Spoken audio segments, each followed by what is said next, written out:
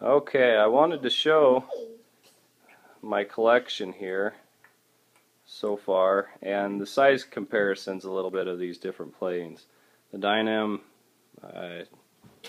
T28 there, the Little Champ, there's the E-Flight Yak, the Carbon Z, and then the Super Cub, the Hobby Zone Super Cub with some 3-inch tires on it there.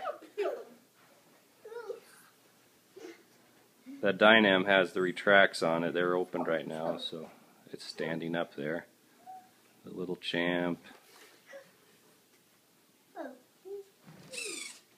All great planes. They've all been fun.